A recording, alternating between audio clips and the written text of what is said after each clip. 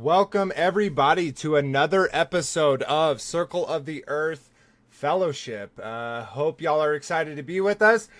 Talking kind of about a big one, so of course we're gonna have to use our manners on our words because grabblers gotta grabble, and they're always looking for ammunition to do just that. So, but before we get into that, like always, let's go ahead and say hello to everyone on the panel. Whoa, give me a wrong screen here. Oh. There we go. Okay. 1 second, everyone. Having some technical difficulties. What just happened?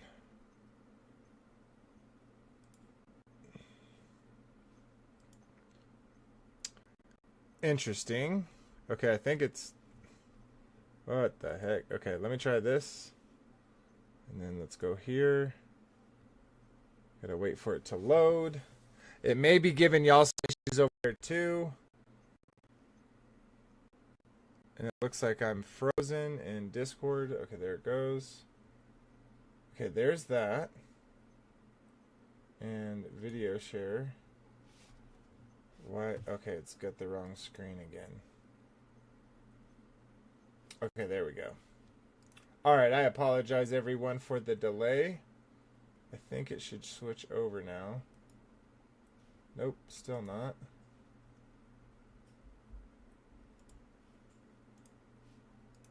There we go. Alright, apologize about that everyone. It was giving me a little bit of trouble lagging in my Streamlabs software. But yeah, without further ado, let's go ahead and say hello to everyone on the panel tonight. Marsha's not here. She's spending some time with her family, so give her a night off, and hopefully she has fun. So let's jump over to you, Robert. Welcome, brother. Good to see you. Glad you're back on your feet after that your sickness last week, so good to see you. Still hanging on just a little bit. I'll get it. Hopefully, I don't go into any coughing fits tonight. If I disappear for a little bit, that's what's going on. Well, we're glad that you're roughing it out and joining us tonight and talking about these supposed little things right here. You know, it's quite important. So I'm glad you're joining us for that discussion. I will jump over to Kyle. Welcome, brother. Good to see you. Last night was fun. You, and Frankie B. That was a hoot. And then we had Sean from Kingdom and Context join us, which was a nice little bonus, and he got to have some laughs with us. But anyways, welcome, brother. Episode 20, Viruses, welcome. Oh, nope. Button-wise. No, Kyle, you're on mute. There we go. Sweet. Shalom, brother. Good to see you. Yeah.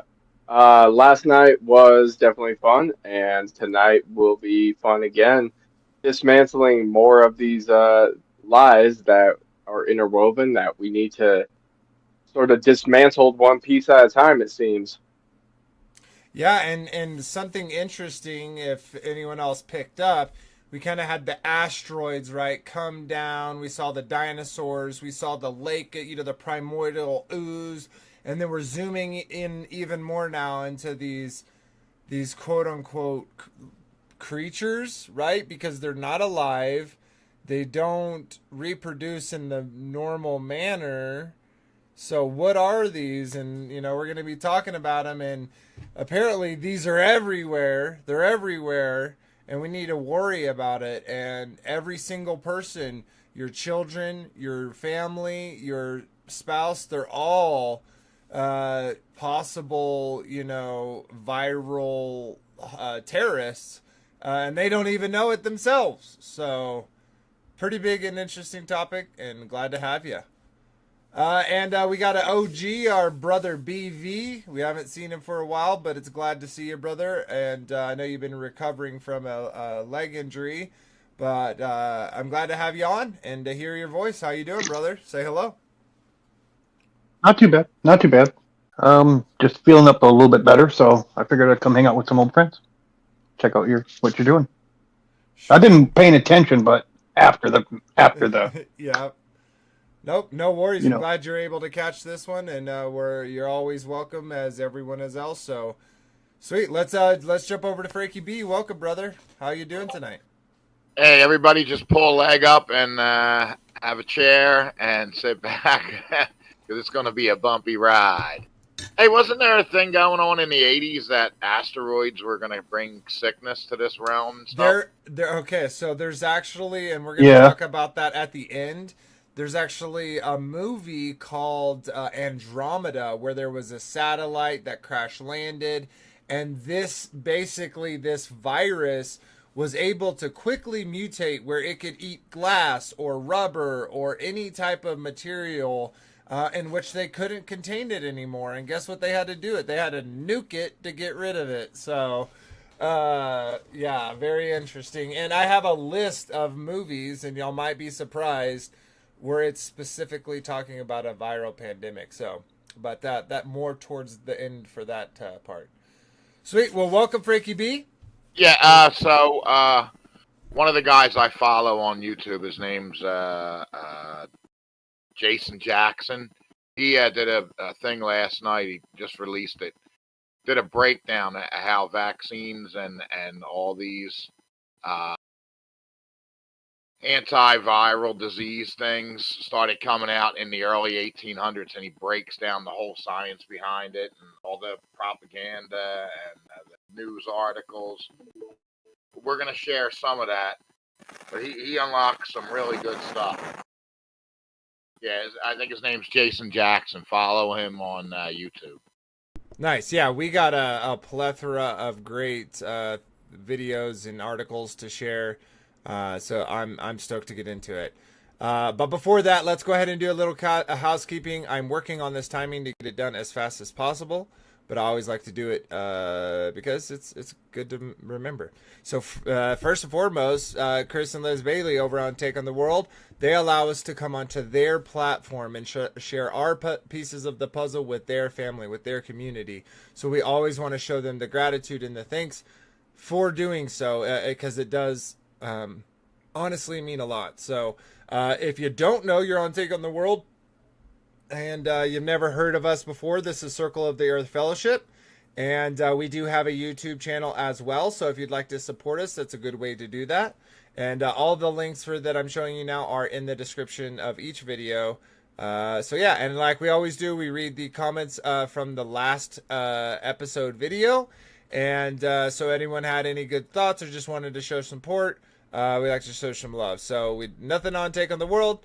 Come on, guys, say thanks. Say thumbs up. You know, it really does help the channel grow, and we really do appreciate it. And of course, we got Kyle coming through saying the evolution of grabblers reaching YouTube. I know, doesn't it seem like when it's certain topics that we have these issues more than others? I find it pretty fascinating. But I will say, Absolutely. What I will say is, growlers got to grabble. So, yeah. All right. Let's keep chugging. We got a Discord. That's where this and other future conversations will be taking place, as well as the after show where we get to have more of an uncensored conversation about this and other topics after the show. So if you're interested in that or to be on the panel, check out the Discord. Again, link in the description. We do have a merch store if you'd like to support us. We do not get paid by YouTube in any type of way. And so that is there if you would like to support and you get something cool out of it. Sweet. So a couple resources that I recommend: Bible Hub, Bible Gateway, great resources. They have the concordances, they have the lexicon, they have all the different versions. You can compare and contrast all of them. So definitely check it out. And for those who are looking into the Apocrypha, I suggest sacredtext.com. They have the Book of Enoch, the Book of Jubilee, which I highly suggest. And for those who don't know, we are reading through the Testament of the 12 Patriarchs. Tomorrow will be our last episode of this, where we'll be reading the Testament of Owen Benjamin. Testament of Benjamin. So for those that are iPhone, you can actually see I put a little bear on that thumbnail. So go check that out. But anyways, without further ado, let's kind of get into the what we're talking about tonight. And then we'll get into the sharing. I just want to give a shout out to Wendy. She's in every channel that I follow. She's a mod in half of them. She's a real truther. We just thank you for your support and your love and all your kindness. You're always everywhere I turn. Yeah, totally. Yeah, she's an OG just like BV and like you, Frankie B. So we definitely appreciate it. Sweet. Okay, so episode 20, viruses. Though not as small as the supposed atom, these less than microscopic things are neither alive nor dead, but a theorized in between. Yet seemingly they are still very intelligent. These things are said to change and mutate to overcomplex the complex immune systems that they purportedly attack. Alongside the idea and the study of viruses, huge and powerful corporations have used virology to create industries that have. Whoa, sorry, I'm reading something. So, have used virology to create industries that also use virology as a means to an end when laughing all the way to the bank or in secret courts. What are these little things that have never been isolated? Why did the researchers and assistants' notebooks tell different stories? Join us as we discuss the topic of viruses and the implications for our and future generations' lives from the perspective of believers seeking the puzzle pieces of truth. Sweet. So, guys, we're talking about this kind of big, deep subject, and I'm sure we're going to get a Wikipedia box under this just for plainly stating it was viruses. However, I do believe if I went to Wikipedia and just read line for line and gave the information to y'all, we'd have no issues with this video. But I guess we shall see where the cards fall. But yeah, so just a little backstory for me, real quick, is just like you all. I'm assuming we all grew up believing in these things. Excuse me. We've had different iterations, at least within my era of my life. I've seen a few. I've seen the swine, the bird.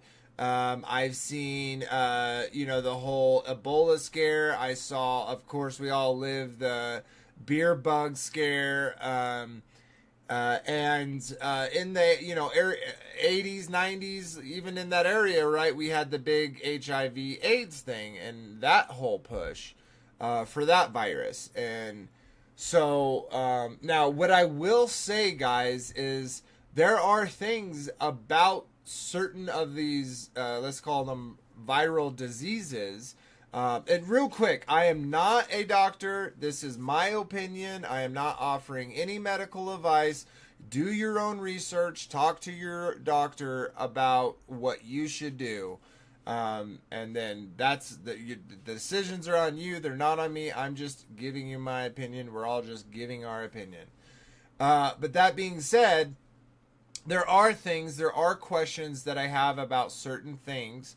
Certain viral diseases, which to me, I haven't dug super deep into those specific ones, but I also, I'm not really sure what to make of them. I think that there might be some other causes that we don't understand, and they're just painting them under this one umbrella, under this one brush, and but anyways, going through school in Washington State, I had definitely had vaccinations. I am on the vaccine, I got a vaccine schedule.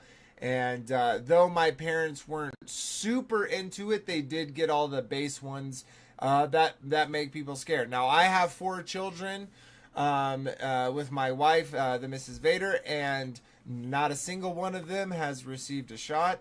Has received any types of jabs, and that's because we read the inserts, we got the information, and we decided as parents that we didn't want to put this type of thing into their body. Now, if you want to do that, that is on you. However, again, I would say please do your own research, look into these. Now, in my little dialogue, I talked about them laughing in secret courts, guys. Now, through our legal system, they were successful in adopting a vaccination court. Within this vaccination court, if you have, or someone that you have guardianship over is ever to be damaged permanently, whether severe or lightly, can go through a process where you go to a secret court. Now, when I say secret, I mean the laws don't apply there.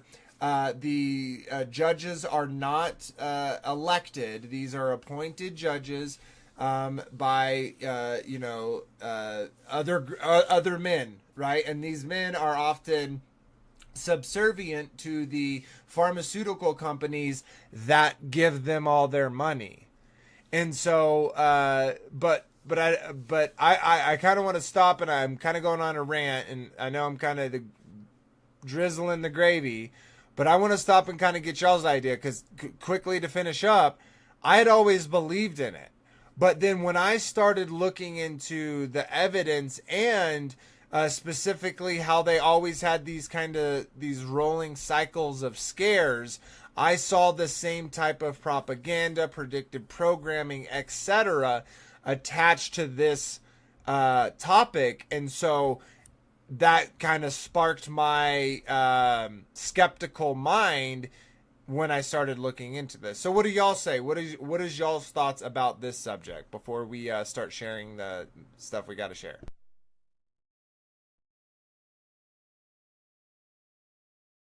I was talking with Teresa a little bit earlier, talking about the different types of diseases that we encounter. I mean, starting with like poisons, snake bites, that sort of thing that get into our system. We got funguses that mess with us. We got bacteria that'll mess with us. Different things that could Parasites. be seen under a regular microscope. Mm-hmm. Now you got this right here where you got to have a electron microscope, which we talked a little bit about that before, about the electron microscope. And so we are totally trusting what the science has to say about this. We do know that there are people do get sick. And what are they getting sick from? And we do know that they they do give us antivirals, which help to cure us of the ailment that we're getting from some of these. So, you know, so it's not like we can't, like, say, deny anything about this at all. Mm-hmm. But then we do see also what transpired in the past number of years, and how this is manipulated and used to manipulate us and society. It's like they don't care sometimes. They don't care what these things may do to us. I think I saw one of Kyle's videos that he posted, and I won't say no more because I want to give that away. Yeah, it's there's something to it, right? There's something to it. There's questions that I don't have answers for. There's things that I wonder about. But I will say firmly that at least how they explain them is not correct. What are your thoughts, Kyle? Oh, I am not muted. Okay, good. I do not believe the narrative of what we have been told as far as what these organisms that we cannot see, that were originally defined in the medical textbooks as microscopic parasites. I tend to believe that sickness and illness that are attributed to these creatures, or whatever you want to call it, whatever the consequences our bodies have to go through, rid out toxins or whatever. I think a lot of it is um, it's just simply a part of the way our system operates in order to rid things out on a timely scale. Agreed. It's why somebody could live by themselves in the forest and go out into a rainstorm or a snowstorm and get cold and wet and come home and get warm and then get sick. They may not be around anyone. Where'd the virus come from that got them sick? It's part of our natural systems, but then again, there are things that we uh, take into our bodies, especially if we're eating unclean foods that are filled with parasites, and we're being given things from, dropped on us from the air and from the water. It's a battle of different chemicals and uh, I guess also genetic manipulation that's been going on to the human race for a very long time, where they've been trying to make our bodies adjust to certain things a certain way with jabs, and then come out with different ones, and it seems it's just an evolution of this experiment going on here. And I personally do not believe in the narrative that they tell us. Yep. You know, with Right that along said, with with you. what he said, Vader, uh, I believe some of it is subjective, is subliminal. Like, I've heard so many people say, "Yeah, my son came home from school and the whole household got sick." That's a standing mantra in the world, that if your children come home with a sickness, that everybody in the house is going to get it. And I think that is it's more of a belief thing than an actual transmission of a Right, Frankie. virus. I think it's more of oh, you're expecting it, so you're actually going to manifest it. You know what I mean? Yeah, I definitely think it's part of that, your vibration, as well as, how you receive it, because we know that, being fearful is actually way more likely to induce sickness or the cleaning process within Right. your body, just as well as stress and other, environmental stimuli that we can get, right? Kyle brought up, hot and cold, and that transition where if your body gets too hot and then gets too cold, or let's say it's hot and then it goes into a cold environment where it gets too cold and then comes back into a hot environment. There's something about that process that induces a quote unquote sickness.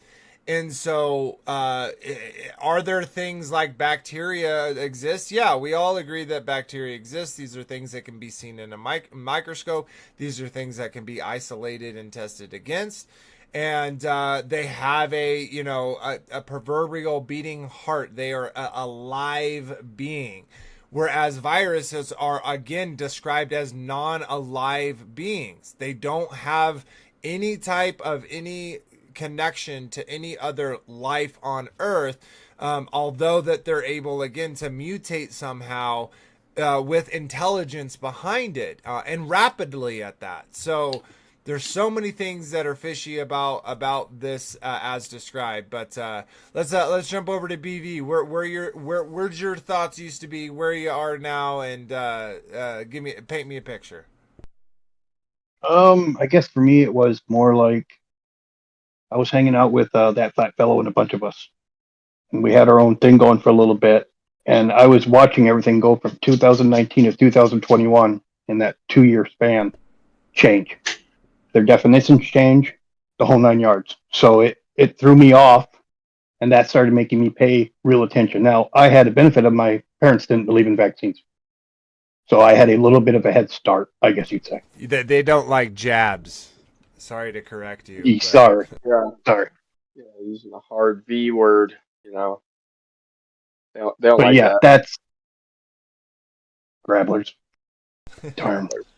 Anyway, yeah, I learned about it early on, and I got to see the effects of other people getting those things as the years went on, and I didn't see no benefits in it at all. I don't catch colds or flus. Yeah. Must be a reason. I don't eat all the bad stuff everybody else does either. Yeah. Must be a reason. Yep. It's almost like it's environmental. Hey, BV. Yep. Agreed. Sweet. Well, yeah, we got lots to share, so let's keep trucking. We'll jump over to Frankie B. Give us your thoughts, brother, before now.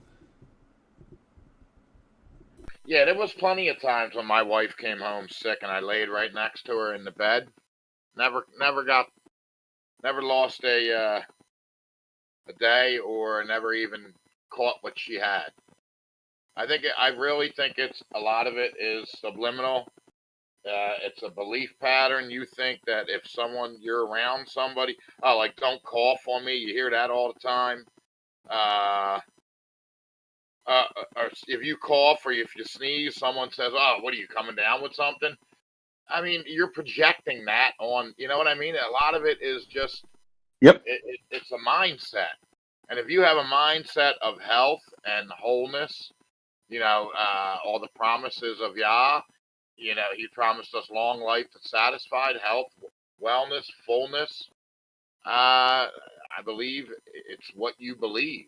And all these, like during the whole beer bug, whatever you want to call it, mask up, this, 6 foot, this, all these things that were,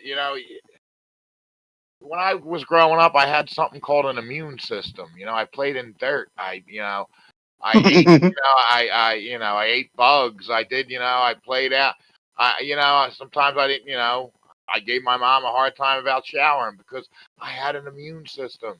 I didn't get sick all the time. You know what I mean? No, yeah. And I think that changes. And I think even more so, right? It's so interesting to me because the people who typically get the jabs, right, they're doing so that they don't get sick. But 9 out of 10 times I talk to them, they end up getting sick anyways. So it's like, what was the point of doing that? And I think what you're kind of describing is I'll refer to as cortisol creations, right? They're just ideas and thoughts put into your head to make you have that fear-induced response, like you were just mentioning, Frankie B, which then increases your stress hormone, right? And then it hurts your body, which makes it less healthy.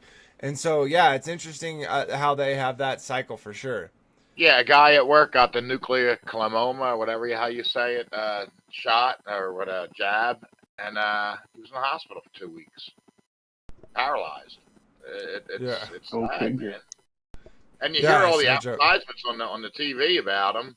Get you if you and then they say if you're allergic to it, don't get it. How the heck are you gonna know if you're allergic to it? If you ever listen to the advertisements on some of the side effects of these medicines that they're giving out, I mean, when it says could cause death, I don't think I'm going to prescribe for that one. Doesn't sound like. Or if you get suicidal thoughts, stop taking it. I mean, really, this is what you're putting into the medicines? You're muted. It's like you're like a dude standing at an elevator, and like you click the button. He's like, hey, just to let you know, there's a pretty high probability that if you get on this elevator, you're gonna die.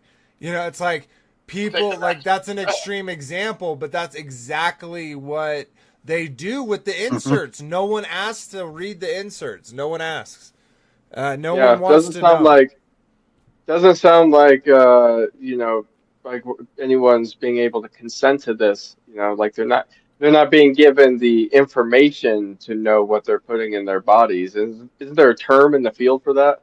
Yeah, and well, they kind of are, right? But they're doing it in such a cloak and dagger mindset type of way where it's like only if you actually are questioning minded are you going to do those things, right? Because a lot of people do have this, and they like to appropriate this term, but they have a herd mentality where they're like, oh, we'll just all do it because everybody else does it.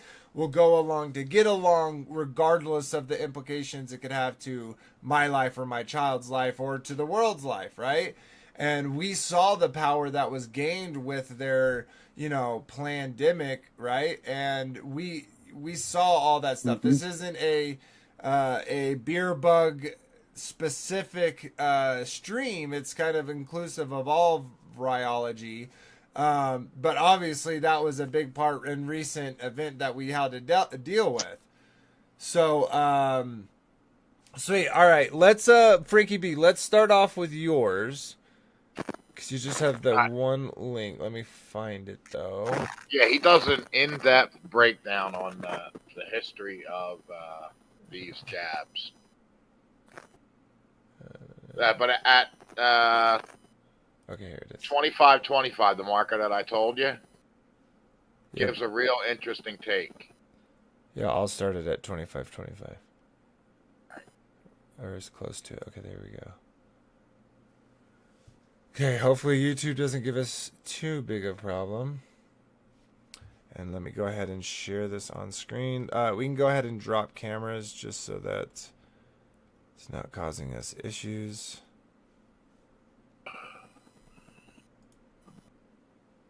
Sweet, and let's make this big.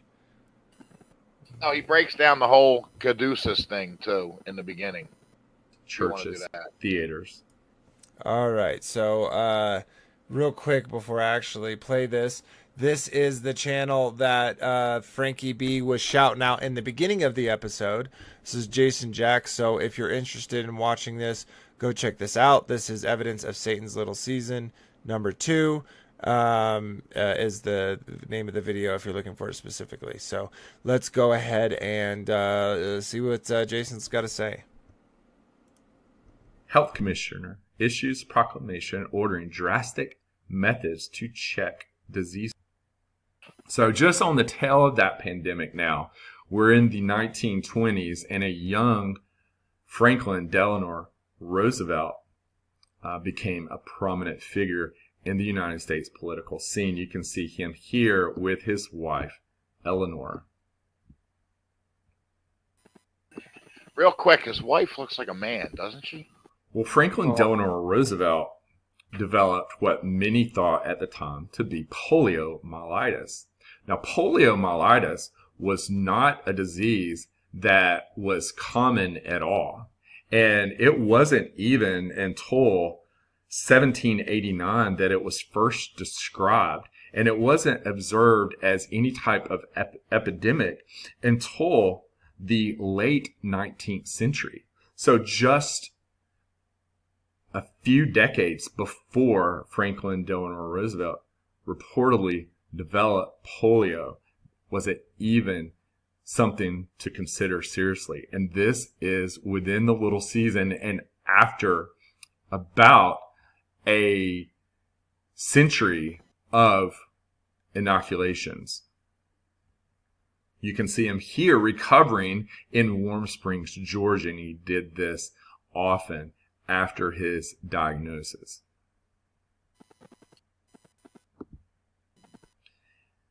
Franklin Delano Roosevelt, you can see a quote here, "The only thing we have to fear is fear itself."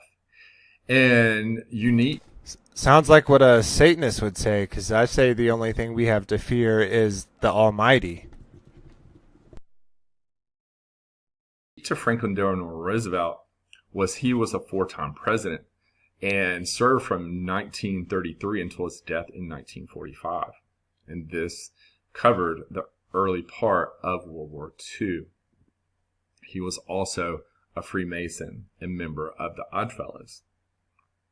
Now, what's interesting also about Franklin Delano Roosevelt's diagnosis that many scientists today that have gone back and looked at the symptomatology that he had states that they don't think it was poliomyelitis at all, but another similar disease, Guillain-Barré.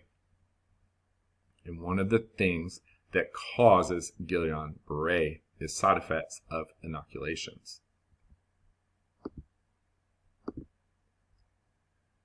But as Franklin Delano Roosevelt ascended to the presidency, because of his disease that he had and his treatments and therapies that he had, many were very sympathetic to both him and others who were also affected by this disease. You can see him here with many kids that were affected at that time by poliomyelitis. So, Jonas Salk was the creator of the first polio vaccine, and this occurred towards the end of Franklin Delano Roosevelt's last presidency. You can see here the announcement of the polio vaccine, and this was something celebrated in the mid-20th century. You can see here the Mirror and Daily News saying it's 80 to 90% effective, seen approaching 100%, and that the vaccine is safe and effective. We've heard that recently. And you can see, just as Edward Jenner did in the late 18th and early 19th century, inoculating young children against deadly diseases. They just love this marketing, don't they? They're like, oh wait, let's get this shot of him stabbing this child and injecting into them Absolutely. the serum of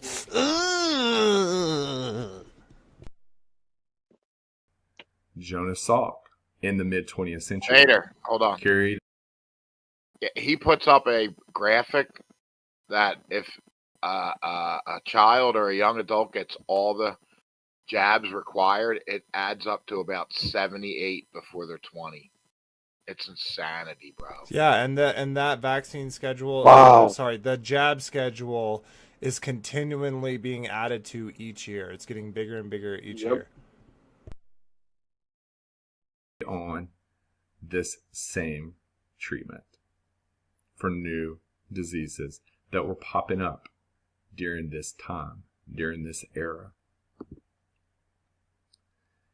Here is some of the founding members of the National Foundation of Infantile Paralysis. And the person on the left is the medical director, or was the medical director at that time of this organization. This is Hardy Van Riper. He was a Freemason. What is his last name? I just worked closely with Jonas Salk and his development of the polio vaccine.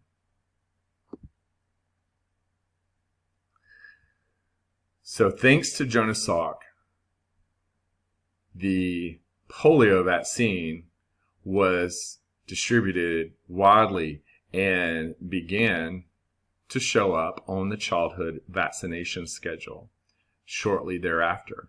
You can see that's the here, schedule. Pause that. In 1962 on the left, the childhood vaccination schedule had the oral polio vaccine, smallpox. Vader. Yeah, pause that. Look at that one. Look at this one, the column all the way over to the right. 72 doses by the time they're 20 years old. If Bro, they get that's 2019. I know, but that's crazy, though. Look at that. Can you imagine getting jabbed that many times? That doesn't even include the recent, beer bug epidemic that went on. That's not for any of those, and the boosters that are included in any of those either. That's just like strictly kids before they're a certain age are supposed to have this many. Ridiculous. Yeah, my aunt said she got 3 shots, right? She said, I don't think I'm going to get any more. I said, really? After 3, you finally decided not to get it? I'm gonna see if I'm just seeing real quick if I can find what is the new number. Wendy does say 72 in Arizona.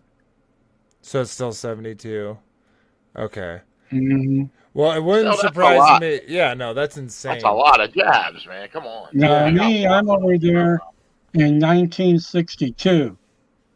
5 doses, yeah. I got a lot of catching up to do, I guess. Well, and I guess You know, well, and think about this. Think about the fact that the ones that are even on here, right? These the 3 and then whatever the other 2 doses are, right? Do we honestly believe that they stopped quote unquote smallpox or OPV or DTP? No, you know, like I don't know. You know, I don't think that they don't even believe that they get rid of them, right? That they just mutate. How could you get rid of these less than microscopic non-living creatures that have to be inside of a host to be able to know that they're there in order to know that you eradicated them off of the entire face of the earth? That seems impossible to me. But this sticks out to me. 1986 is when I was born. It says in 1986, Reagan passed a law that gave legal immunity to vaccine manufacturers. That's what I was talking about before. This is the secret court, and they could no longer be sued for injury or death caused by their products. Safe vaccinations wouldn't need such protections. 100% right. Why would you need a secret court? Why would you need this law in place that did not let the people hurt? Like, literally think about that. That is like having a car manufacturer so protected that even if they know that a part on that car could lead to someone's death, not only do they have to do nothing about it or correct the issue, but also if an issue happens, you can't even sue them. You have to sue the government through this secret court. And when and if any money is paid out, that comes from our tax dollars. It does not come from the corporations. It's literally so insane. Yeah, keep it going. He goes into some really good stuff. Yeah, I'll let it play for a few more minutes. Anyone have anything else to say before I keep play it? All right, let's keep going. Only 2 decades later, additional infectious diseases were added to the childhood vaccine schedule. And then today, we have many, many more vaccines that are available for our infants and young children. And most children today, at least in the United States, if parents follow this childhood vaccination schedule, have at least a couple of dozen shots within their bodies within the first 2 years of life. That's great. So a lot of shots are coming at our children in this era. And because of these shots, we have seen a decrease in infectious diseases. You see here mumps deaths from 1960 to 2013. In 1965, 31 children died of the mumps, 43 the following year. After the advent of the mumps vaccine, which goes with the measles and the rubella, known as MMR, this dropped steadily in the early 1970s to now we have gone to between 30 and 50 deaths per year, children that contracted mumps, to now basically 0 to 3. But during this time of increasing vaccinations in our childhood vaccination schedule, as the infectious diseases go down, a lot of other health and illnesses have gone up. You can see the prevalence here of autism from being very rare in the 1960s heading into the 1970s to now roughly 1 in 50 children or more have this, and it's only projected to go up. Why is this? Well, real quick, I want to add something in. Children with autism, what do they usually have a lot of as well? Can anyone guess? jabs. Jobs? Yeah, No. jabs. Oh yeah, no, well, not just that. No, so okay, let's say that connection is true. What do autistic people usually take on the daily? Autistic medicines? Yeah, they take antidepressants. They I take don't know. Yeah. SSRIs. They Yeah, take yeah, a whole suit of pharmaceuticals. So Yeah. not And only that's does the money come in from the initial cause, but they have a solution ready to go. All you got to do is drive to your next Walgreens. Right. yep. Yeah, I think a lot of the my theory is, you know how like children, they don't eat certain foods like vegetables, not just vegetables, but like more of the healthier choices, they won't eat them. They just don't like them. And I think that is some type of side effect from the Well, jabs. bro, I have to say I gotta say that's incorrect because not a single one of my children has got one, and they all were picky eaters at a certain point in their lives. My daughter, who is 9, she has come a long way from what she used to eat. So I don't think that is a direct connection, but there may be something there. In some fashion, but I definitely know kids are picky without being Yeah, jabbed. and to me, I ate everything that was put in front of my plate. The only thing I didn't like was liver and a couple fish items. But everything else, whatever my grandma gave me, I ate. I don't get the whole picky eating thing. Yeah, it's very And interesting. And we get all organic, type of food, and they just want a snack. They want, fruit strips and, popcorn. And like my youngest, Valor, he literally does not want to eat meat, even though it's like the most tastiest chicken or steak or whatever. He's just like, it's hard for us to get him to eat protein. So, yeah, but yeah, it I exists. But anyways. my grandma made me oatmeal, cream of wheat, whatever she made, I ate. Yeah. I liked it. I don't know, it was weird. All right, sweet. Let's get back on topic. We'll let this play for a few more minutes, and then we'll keep chugging. Have this, and it's only projected to go up. Why is this? Also, we see autoimmune disease increasing rapidly over the last generation or two. And you can see several organs and tissues of the body affected by autoimmune disease, including the thyroid, the heart, the pancreas, the lungs, the skin, the brain, the kidneys. For instance, looking at one specific autoimmune disease, diabetes, we see the percentage of those with diabetes in the late 1950s was approximately 1% to now in the 21st century, it's 7%, going up almost exponentially in the last 30 years. Is this just because we have more fast food restaurants on our street corners? Or are there other factors for this? How dare you, Jason? Why are allergies on the rise? A century ago, writes John Murphy, allergies were rare. Today, more than half of all Americans test positive for an allergy. What's causing this skyrocketing rise in allergic disease?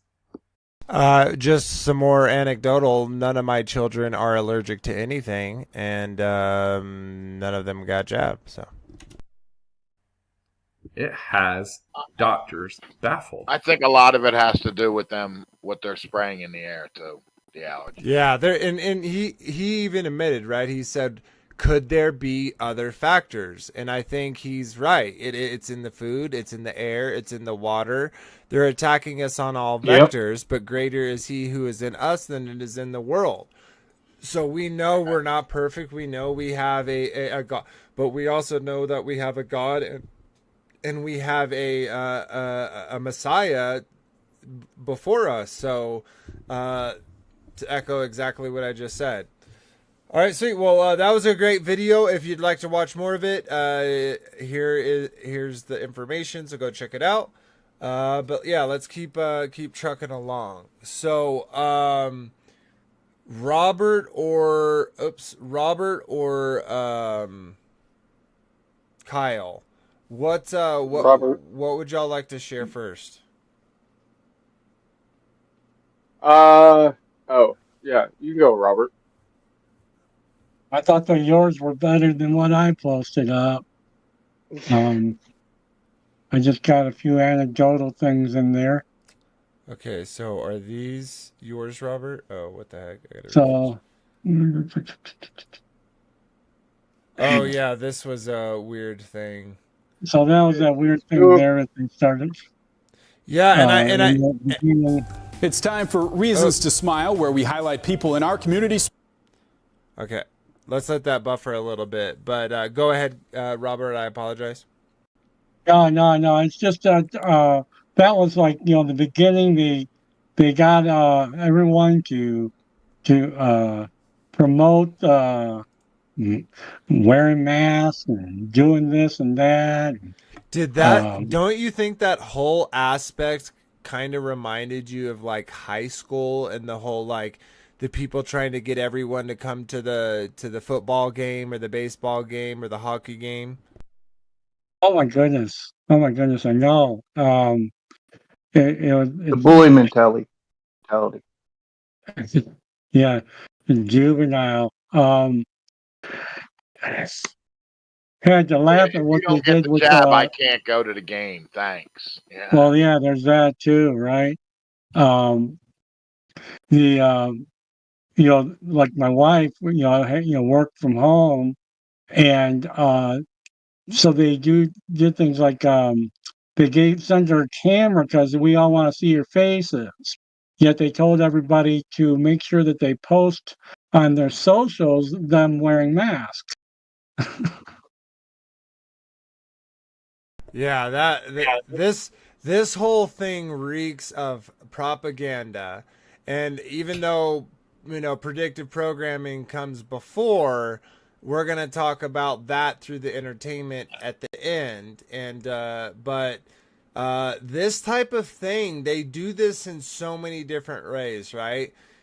One way they kind of virtual signal is we got these videos and these quote unquote viral things. Isn't it so interesting that this the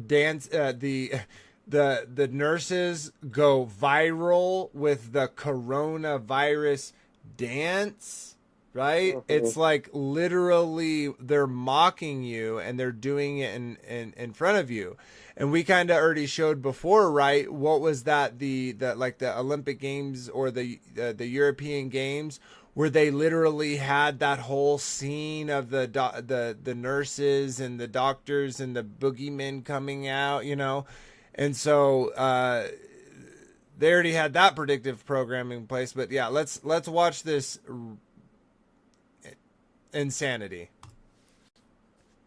Spreading some joy. Wake Up Charlotte's Ruby Durham joining us now. Ruby, a video shot at Levine Children's is going viral, even catching the eye of E! News. That's right. Just take a look. Nurses there going viral, posting a TikTok video dancing to "We're All in This Together" on social media. And I have to say, definitely made me smile this morning, not only because they were dancing, but because they were doing it together. A lot of nurses don't know each other. A lot of nurses are helping each other, getting to know each other as they're working on the front line. So I just love that they were able to take the time out to just have a little fun and let their hair down. All right. They're on the front lines in this infinite front war that the enemy can be behind enemy lines at any and all times. So let's dance while people are sick and dying by the masses. What are we gonna do? Our frontline heroes. Mm-hmm. We're so glad you're there, Captain Amandia. Our next story this morning to make you smile. First responders with the Monroe Fire Department spreading a little joy ahead of Easter. Oh, look at the Eastar Bunny. Thank you, Eastar Bunny. Our firefighters spent time with some of the residents at Engine 1111. Weird. What I'm trying to look for the 9. How dare you? Can anyone find the 9? an assisted living facility in Rock Hill. I'm pretty sure that definitely put some smiles on. Ooh, look, more lies. We got dinosaurs and viruses On some faces there. Meanwhile, in Charlotte, first responders honoring nurses and doctors with the parade of lights. Dozens of officers put their lights on and rode single file through Uptown as a way to show support for healthcare workers and their work on the front lines. You had a lot of people in Uptown just waving, smiling, just enjoying. First responders doing what they do best and just showing up for those that are working again tirelessly every day. But we want to know more stories that are making you smile. So all you have to do is smile, guys. Text 704-329. To smile. Oh my gosh, dude. Like they're smiling because they're cringing. You know, that's the truth of it. Sweet. All right. Well, that was fun, and I got to do a little bit of mocking. So thank you for that. Let's watch the deadliest virus on Earth.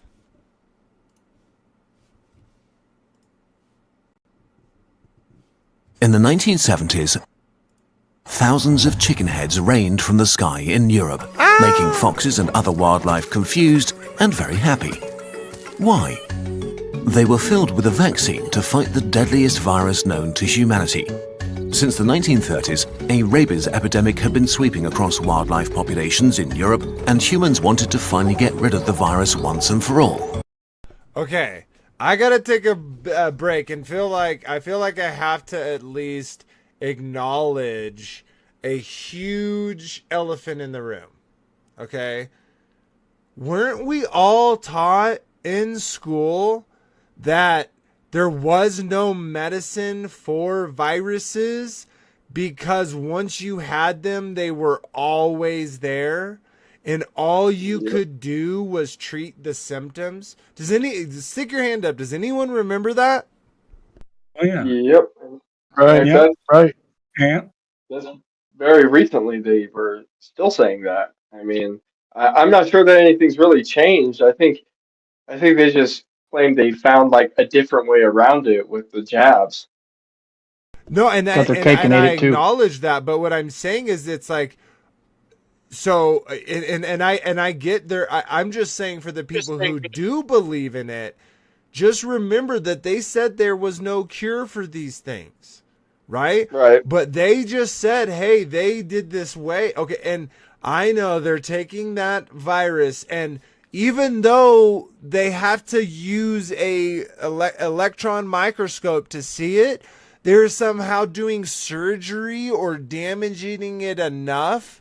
They're able to cut it or do something to it in which they can put it in a non-complete state within the jabs. Please explain how that process happens. Are they genetically changing it? I'm pretty sure these things aren't alive, so that they even if they had DNA and RNA, how would they use them to unfold them? They have no cells within their structure. So it's so illogical to me. Yep, that's true.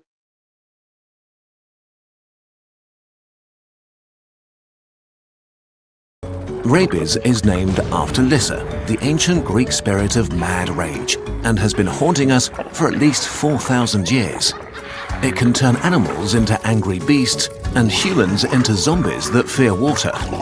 But what makes Lyssa fascinating is not just how bizarre and deadly its infection is, but also how incredibly mad rage and has been haunting us for at least 4,000 years.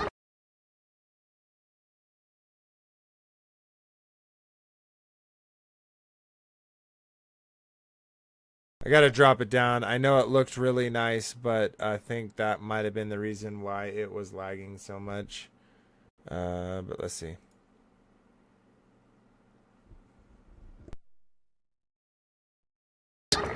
It can turn animals into angry beasts and humans into zombies that fear water. But what makes Lissa fascinating is not just how bizarre and deadly its infection is, but also how incredibly good it is at avoiding our defenses.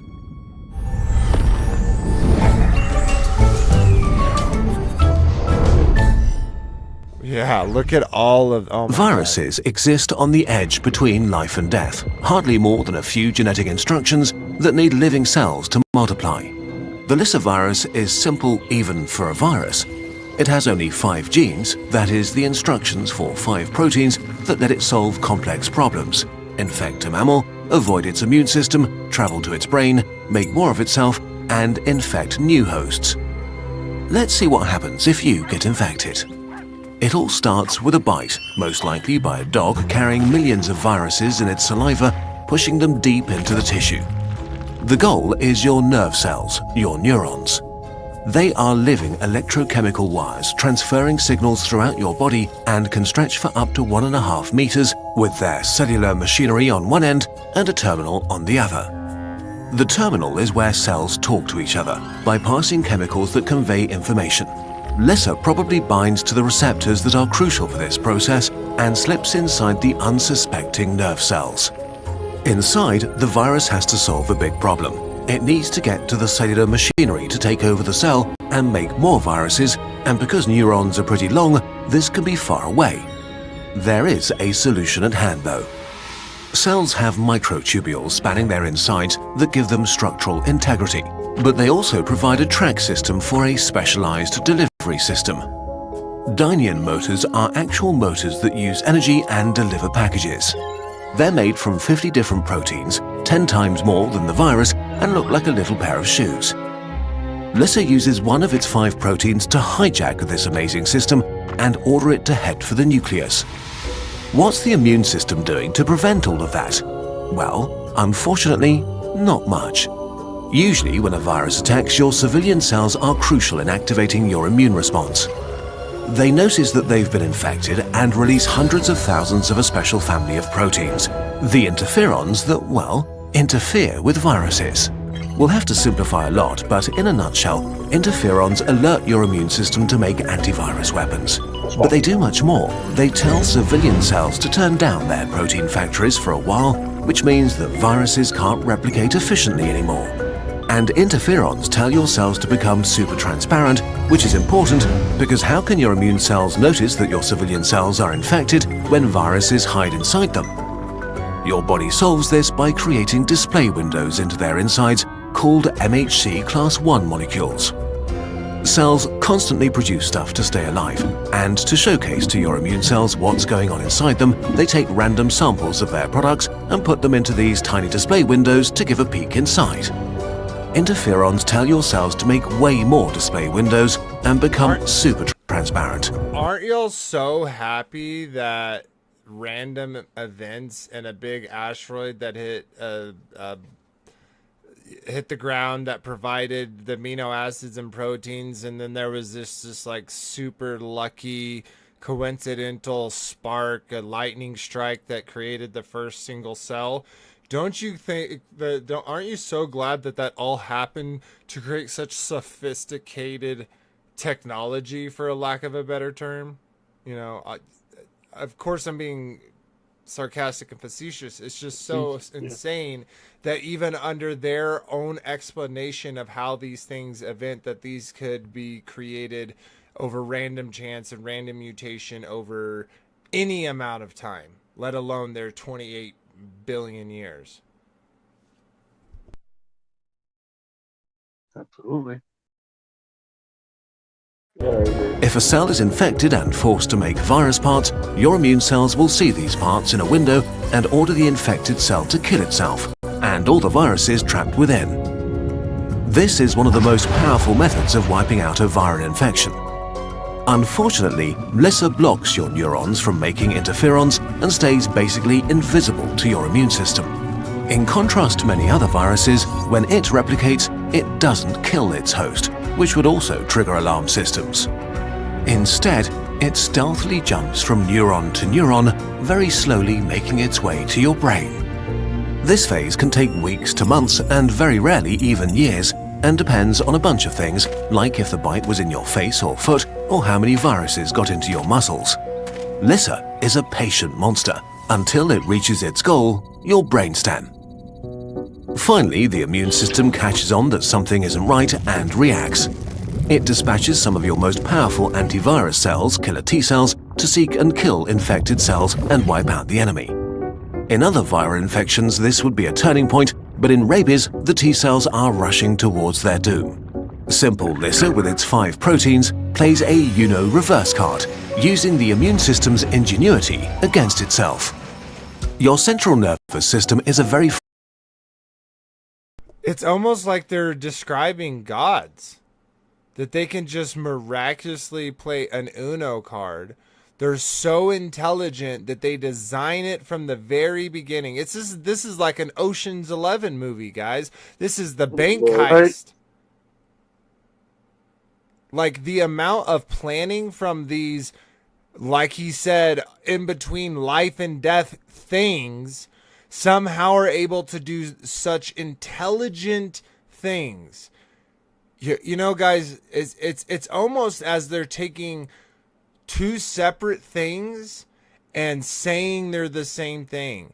And the questions that I have and the things that just don't make sense, it's almost like they're their own whole separate thing, almost as if they're devices created to specifically destroy God's creation.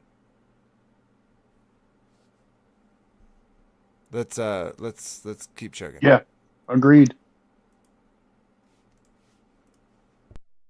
Fragile part of your body, and so the immune system has to be very careful. A few haywire immune cells in your brain is a quick way to die.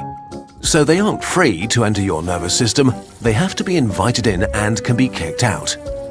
To protect themselves, your nerve cells can order T cells to self-destruct if they think they're overreacting. And Lissa figured out a way to make infected neurons express this order. So as your powerful defense cells arrive, they are ordered to commit suicide. Now the virus infiltrates the brainstem. Once this stage is reached, you are going to die. How Lissa kills. One of the most irritating things about the Lissa virus is that we still don't know exactly how and why an infected person dies. Our usual idea of viruses causing damage is by multiplying rapidly, killing their host cells once they've made enough copies, triggering a massive immune reaction that also does a lot of damage. Wait, did it just say it doesn't behave like what they typically think, quote-unquote, viruses act like? Is that what I just heard? Right. Yes. It does not act the same way. It just stays happily inside the cell.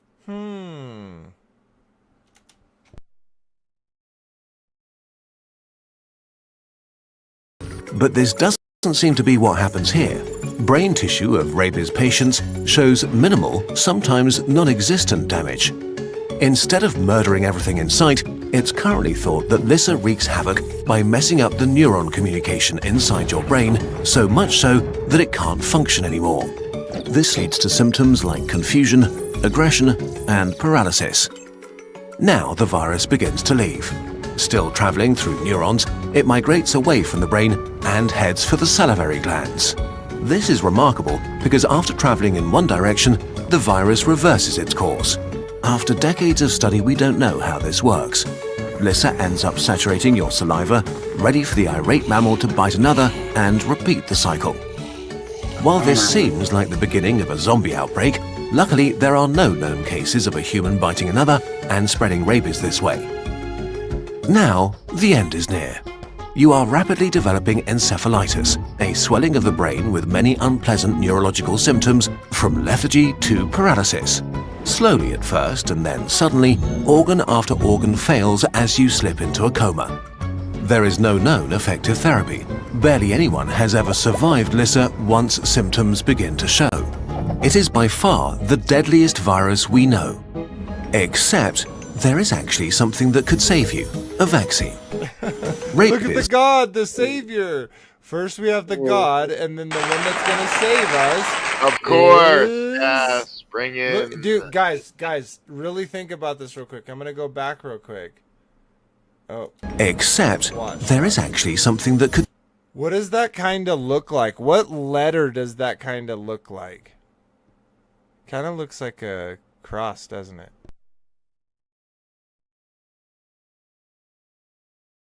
Yeah. Save you, a vaccine. If you played a little Rabies bit, was one of the watch. first diseases humans developed a vaccine for.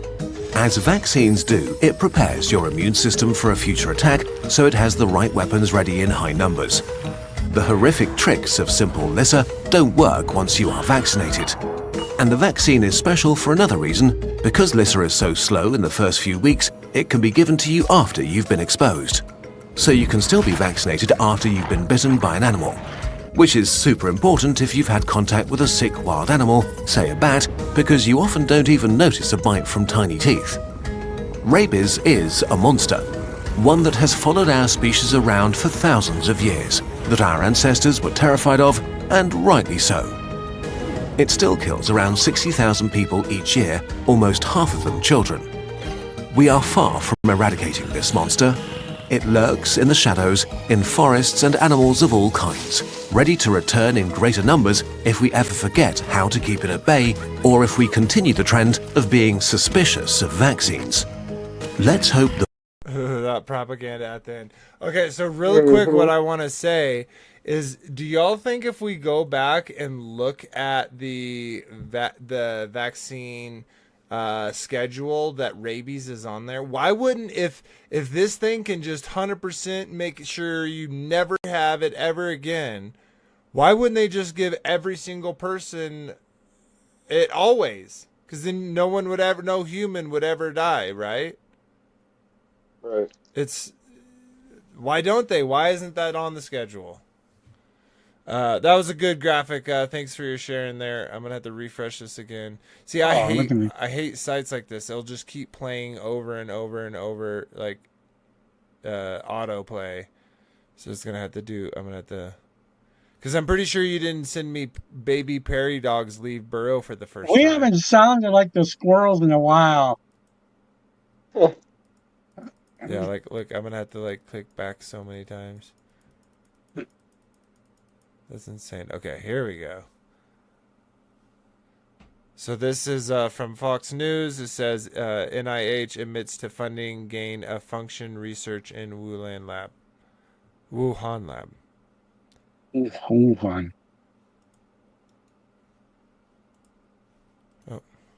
Gain of function research at the Wuhan Institute of Virology through EcoHealth. Yes, we did. Research that goes on in many, many labs around the country. It is not regulated, and the reason it's not regulated is it poses no threat or harm to anybody. That's the NIH deputy director making a startling admission to Congress yesterday. The cover of the New York Post says this: sick lies after years of falsehoods.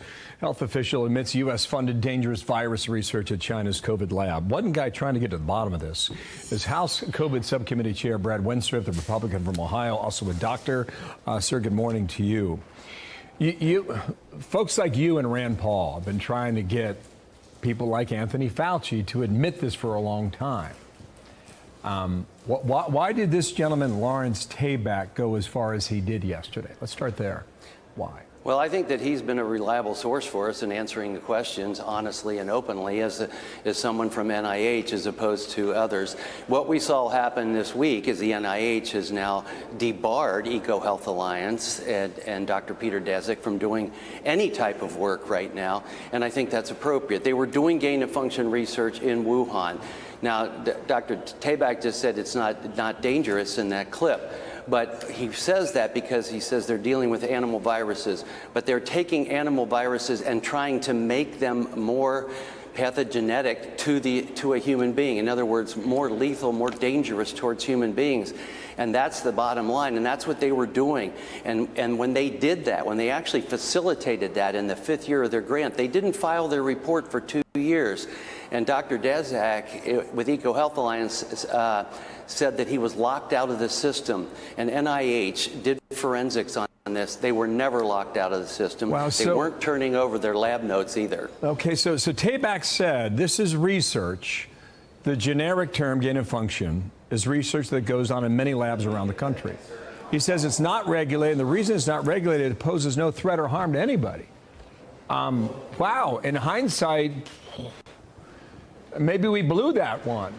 Are you convinced that whatever the United States did in whatever lab here or around the world convinced you that we were a part of the origination of the COVID virus? Can you go that far? Yeah, I can go this far, Bill. We were definitely funding the very type of research that can lead to a human pathogen like COVID-19. The capability exists. It's existed for some time. We were doing this since 2015 with Ralph Barrett. Yeah. With the copyright. Yeah. So, yeah, just because it's Fox. But also, you look at the outfits that they wear in these labs, and you were telling us that, we just put a little face diaper on and we're okay.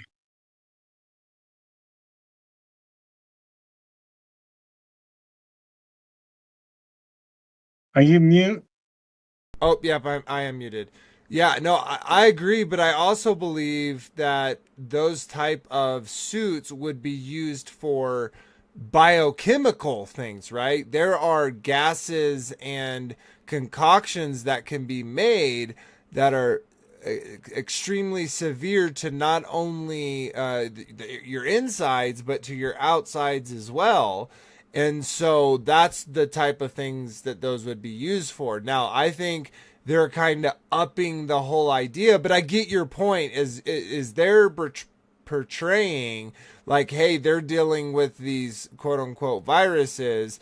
Look at these labs and the type of protections they need to handle these things openly, whereas they're telling us we just need a mask, right? Where at the same time, we know that a mask, the ones that they are, were prescribing for us to use, mandating for us to use, were basically the same as trying to use a chain link fence to keep out mosquitoes, right? It's just that the holes are too big for the supposed size of viruses. So yeah, I agree. There's illogical there in so many things when it comes to virology. Yeah, so you don't really need to play the rest of this. Okay. I was just with this guy here. It's just kind of, all those people who are conspiracy theorists, talking about different things. There's something where it's like, it's kind of a see, I told you so. Yeah. It's so ridiculous. Okay, sweet. All right, we got yours up here, Kyle. Which one do you want me to play first? Let's see. Looking on time here, because one of them we discussed it. The one I uploaded to Vimeo was the one I cut short and tried to make. Yeah, I think that's probably the best one to play. Okay, let's check this out. My name is Dr. Mike Yeadon. I left Pfizer in 2011. What we were being told about this virus and what we needed to do in order to stay safe was simply not true. So it's not just a matter of disagreeing professionally, it's just complete nonsense. And we can certainly talk about the unreliability, untrustworthy nature of PCR testing. Everything your government has told you about this virus, everything you need to do to stay safe is a lie. You should disregard all announcements about case rates in your community. I just want to state again, this is this man's personal opinion. We are watching it and providing commentary on what he is saying. We recommend that you talk to your doctor and get medical advice from a licensed physician. Not telling the truth. And if they're not telling the truth, that means there's something else afoot. And I'm here today to tell you that there is something very, very bad happening. And if you don't pay attention, you will soon lose any chance to do anything about it. And don't say you weren't warned, because I've been warning people as long as I can and as hard as I can that governments around the world, and certainly yours locally, is lying to you in various ways that are easy for you to establish. That's what he said. We didn't really understand the fatality rate. You know, we didn't understand that it's a fairly low fatality rate and that it's a disease mainly of the elderly, kind of like flu is. Do you hear what he's saying? And it mostly affects the elderly. And he said it was like the flu. That's what he said. Now, if I said those things, they'd take my channel down on YouTube. And this is what we ruined everyone's life over. And now he's admitting it. And no one gives a shit.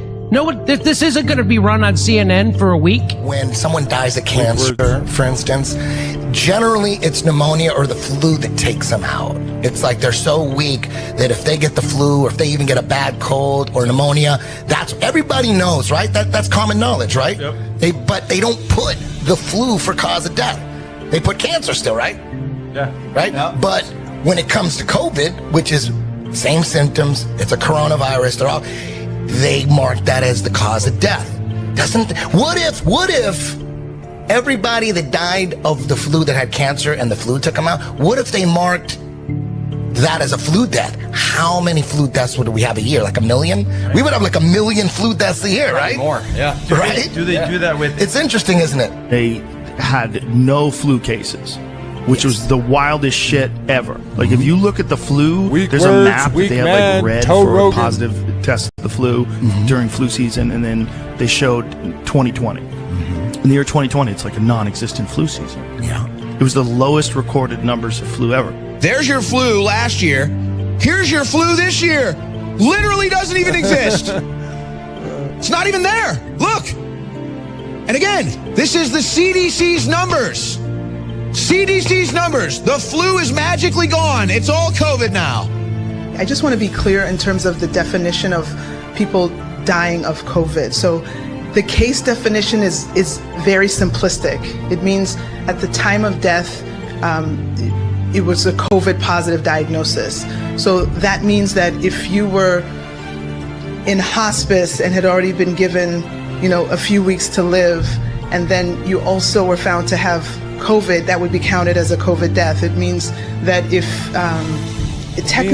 even if you died of a clear alternate cause, but you had COVID at the same time, it's still listed as a COVID death. What she said.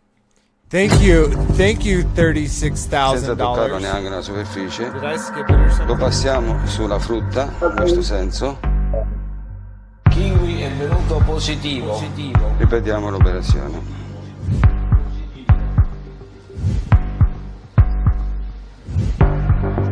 Su 1, 2, 3, 4, 5, 6, 7, 8, 9, 10 tamponi come positivi nell'essere umano.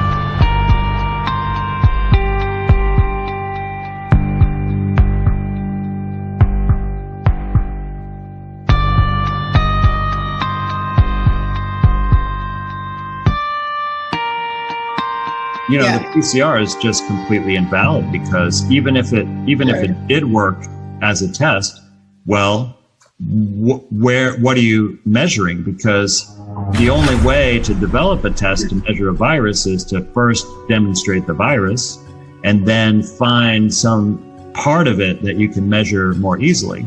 But the PCR test as it is completely meaningless, and it doesn't matter how many times they amplify it. That's just a way to see what they can do is they can manipulate the test. And this is why they use PCR, because it's so easy to manipulate. There are at least 3 different variables that you can tweak to change your outcome. I want to say real quick, I don't know if y'all saw this, but I saw that during the whole beer bug era, there was, on shorts and reels and stuff like that, there was an increase in people with brain cancer. And you saw that, like, it's almost that whoever was administering the test had hated the person that was in front of them, because that looked completely evil and intentionally pain. Right. Yep. Did that not? That made me cringe. Chat. Did that make y'all cringe? Dude. I'd really Maybe like to know. because they were shoving a Q-tip up their did nose. That make y'all cringe? Yeah. Yeah. Maybe because they were shoving a Q-tip up people's noses. I mean, that's insanity. Oh yeah, it did. See that one girl screaming in the video? That's what I'm saying. Like when they were sticking it up in their nose, they were like jamming it, bro. Yeah, they were down their throat. Imagine being a football player and having that tested every day. Destroying that brain barrier, so now you get sick later on. Every day. Exactly. And do we know that those are perfectly sterile, like 99.99%? Well, okay, they need an increased amount of them, means production has to go up, which means possibility of Q&A going down is highly probable. So taking that into consideration, you're jamming things up into a place where stuff is not meant to go. That's why your body has been designed to keep things from going up there with your thin nostrils, with it going up, with the hairs, right? And so it's insane that people were allowing, and if you did, I'm not throwing any stones if you let those tests happen to you. I didn't wear a mask. I didn't do any of those shenanigans. Fortunately, we were very blessed in that way and where we live. That being said, if you did, I'm not throwing stones. It just really hurts me to see that girl that I don't know, I'll never know, but to think that she had to do that because some terrorists, they're everywhere with anyone at any time, and you could get the thing that makes you collapse to the floor because that dirty bat was eaten at that fish market. It's just so right. Yeah. Or was it a pangolin? I can't remember. Yeah. All right, let's keep checking. This is a great video. And the governments are using the results of this test to drive the policy. So if they want to institute a new policy or initiate more fear in the public, they can tweak the test. One of the ways is by increasing the amplification cycles, but there are other ways. And that will increase the number of positives. If you get a cycle threshold of 35 or more, that the chances of it being replication competent are minuscule. So I think if somebody does come in with 37, 38, even 36, you got to say, it's just dead nucleotides, period. The man thinks you can take a blood sample and stick it in an electron microscope, and if it's got a virus in there, you'll know it. He doesn't understand electron microscopy, and he doesn't understand medicine, and he should not be in a position like he's in. Most of those guys up there on the top are just total administrative people, and they don't know anything about what's going on the bottom. Those guys have got an agenda. You can't expect the sheep to really respect the best and the brightest. They don't know the difference. Who do we trust? Fauci? Fauci doesn't know enough to, if Fauci wants to get on television with somebody who knows a little bit about this stuff and debate him, he could easily do it because he's been asked. If they could find literally so cringeworthy, the power that these people have, right? Like the way that they're able to just straight up lie to people, right? Like how wicked is our and I'm not saying let's overthrow, I'm not saying anything like that. I think that we are under that. We have, at least within our country, a means of going through that to change laws. But even so, greater who is in us than is in the world. These weapons that are formed against us, at one day, right, we know as saints that we're going to be overcame, right? We're going to be overcome, and those who will go to captivity will do. Those who die by the sword will, die by the sword. So I'm not taking away from that. I'm just saying it's like so why live in fear? And that's the whole thing with viruses as a whole.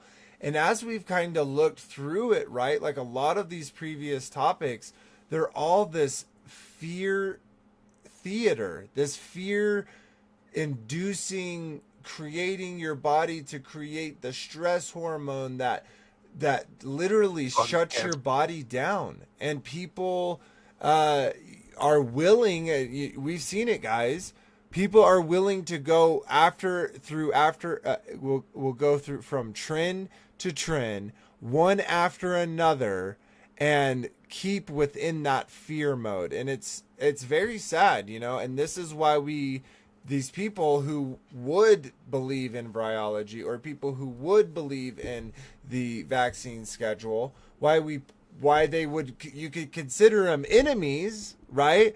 But that's where we should pray for them, that they would be enlightened. And so beautiful is the Father that the pendulum swings, right? So when the pendulum is swung all the way to where we got the beer bug era, well, when it started swinging back, we have so many people now that were made known, that saw the lie of the jabs and decided, you know what, not for me, not for my family. And now as we have turned a corner and pushing against that, and people realizing why they shouldn't participate within that field of I'd like to call it theoretical biology. So yeah, all right, let's keep chugging. Sorry for my little rant there. Hopefully it was enjoyable though. This virus in you at all.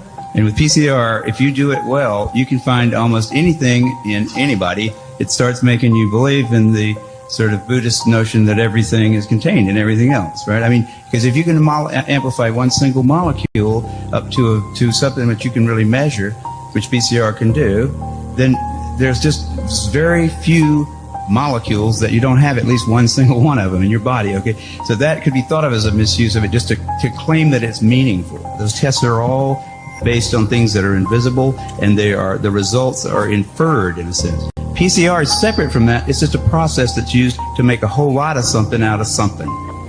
That's what it is. Right? But it's not, it doesn't tell you that you're sick, and it doesn't tell you that the thing you ended up with really was going to hurt you. Or here's a brand new, sealed, perfectly sealed, brand new box of the J&J vaccine.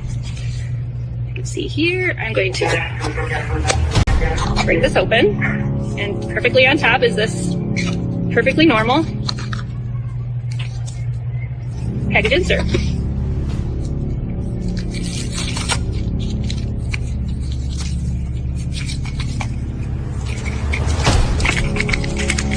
A lot of safety and efficacy data. In fact, all of the normal information that we would find in a package insert, like the ingredients, that would all be found right here in the package insert.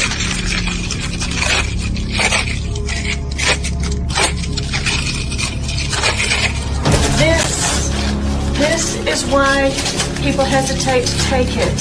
Why is it intentionally blank if it's all the safety studies? They're inside. They're inside of it? This folds up. Okay. Okay, so I'll go ahead and get one of these 35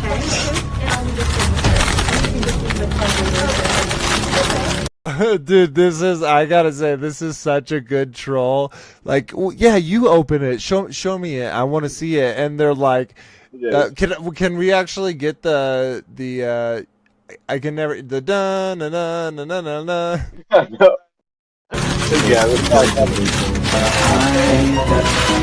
got to get online and find it. No, it's okay. It's okay. I already know that it's intentionally blank. My last question is. Oh my God, that was so good. No, I already know. Dude, look, he literally realized how ridiculous it was and went and threw it away instead of showing the woman who just asked for it. That is so insane. How is it informed consent when all of the safety studies, placebo safety studies, are not listed from the manufacturer? That's a great question. I would talk to CVS about that. Because okay. So if we don't know what we're injecting into ourselves, everyone in this room is now dumber for having listened to it. I don't understand how that's informed consent. That you're exactly right. Okay. And you're exactly right. Yeah. You are correct. I should not be giving these vaccines at all. Okay. Why are you giving them? Because I am told to, and that's how. Because I am told to. Must be magic. It's all blank. The whole thing. Don't worry. Don't worry. And then the news cockatoos. Wait, were all of those blank? Did I just see that? Every one of them was. Oh my god, I just thought it was like the lighting or the quality where I couldn't read. No, they were all blank. No, they put these inserts in them because the inserts have to be in them. But the inserts were all blank. Oh my Lanta, I did not realize that till right at the end. Oh my gosh. Alright, this guy's oh my god. Alright, keep going. Oh, this comedian. Oh gosh. Perfect timing, Rob. Watch the news. Watch the news. Excuse me. Let me get some of that. They said, yeah, I'm fine. I got tested twice, negative both times. The cough, probably just nerves. Can I just add that I've started a GoFundMe. Our best to you and your family, Frank. Thank you. Watch the news. Watch the news. They make up their own rules as they go. They change them when they want to, and they smugly, like Tony Fauci, does not mind going on television in front of the people that pay his salary and lie directly into the camera. So wash your hands repeatedly. You don't need a mask, and if just avoid crowded places where everyone's sneezing. You're going to shoot me for trying not to breathe? People should not be walking around with masks. You're sure of it, because people are listening really closely. There's no reason to be walking around with a mask. When you're in the middle of an outbreak, wearing a mask might make people feel a little bit better, and it might even block a droplet, but it's not providing the perfect protection that people think that it is. Make sure you wear a mask. So you wear a mask. Then you want it to fit better. So one of the ways you could do it, if you would like to, is put a cloth mask over, which actually here and here and here, where you could get leakage in, is much better contained. I wear a mask when I'm outside all the time, particularly making sure that I don't remove it when I'm close to people. You know what's actually insane, guys, is what gets like the videos messed up is that background music. It's insane. It makes no sense. But anyways, I digress. Are you a double masker, Dr. Fauci? And you know, it doesn't bother me. I even run with a mask on. Sometimes it gets a little moist there. No, it isn't isolated as a virus. That's the issue. That's the issue. Well, you isolate a virus by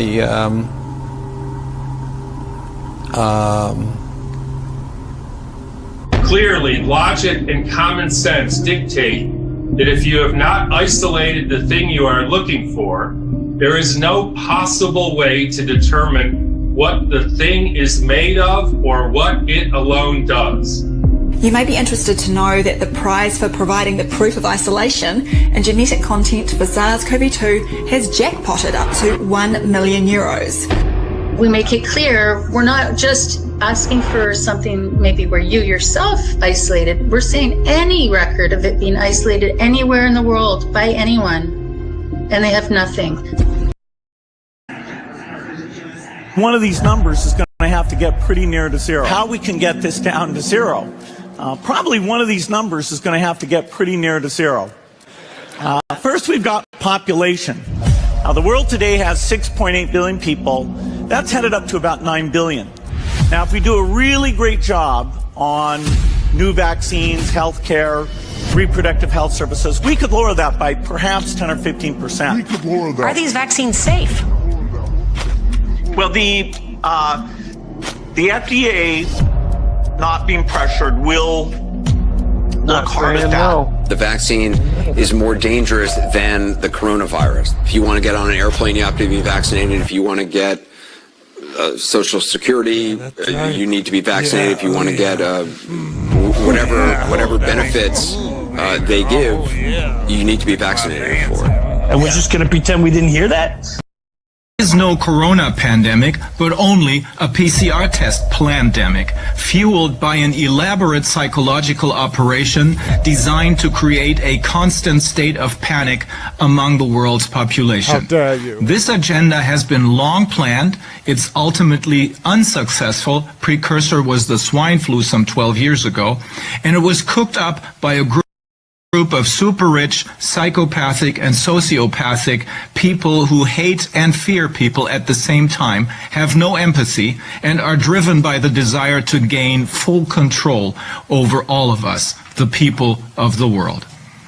They are using our governments and the mainstream media, both of which they literally own, to convey their panic propaganda 24/7. Our governments are not our governments anymore. Rather, they have been taken over by the other side through their main platform, the World Economic Forum. We have to prepare for a more angry world. You will eat bugs. Huh, that sounds like the Galilean dialectic, does it not?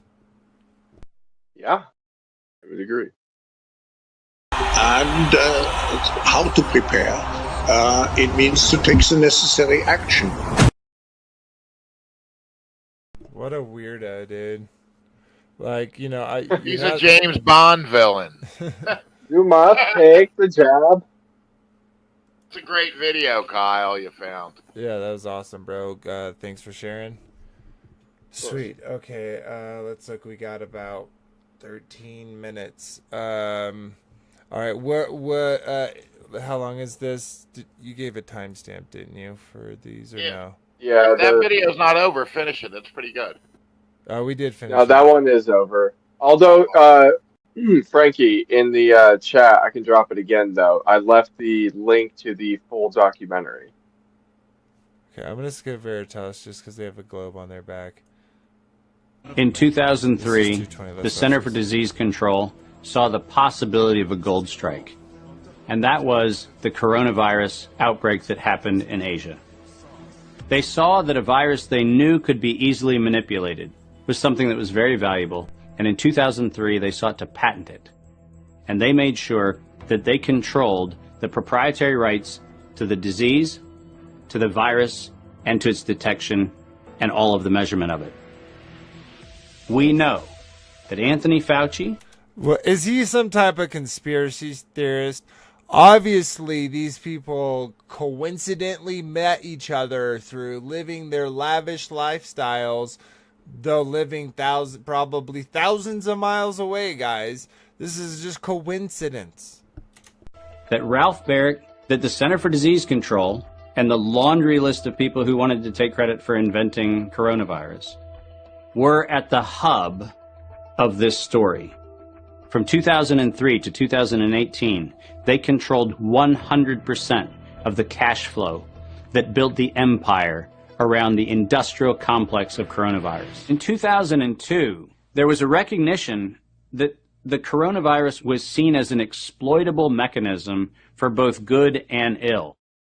On April the 25th, 2003, the U.S. Center for Disease Control filed a patent on the coronavirus transmitted to humans.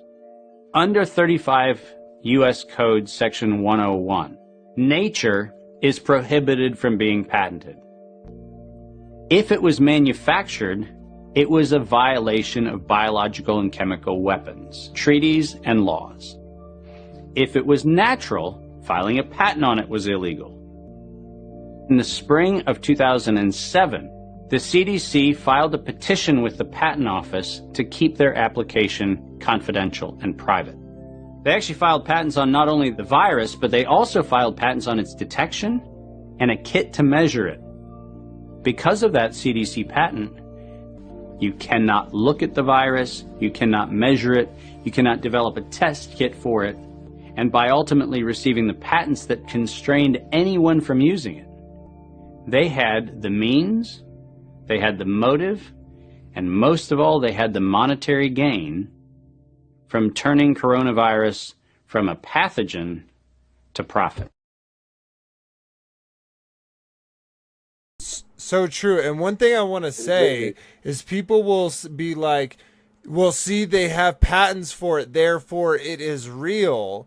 And the patent office, they don't care whether it's real or not. Obviously, they're willing to make things secret. They're willing to take that extra bit of juice just so that they can keep it on the hush-hush, so that they can get away with a quote. But now it's open, right? Like, now we know it. Why was there no Geneva Convention lawsuit ever made? Why did that never come up?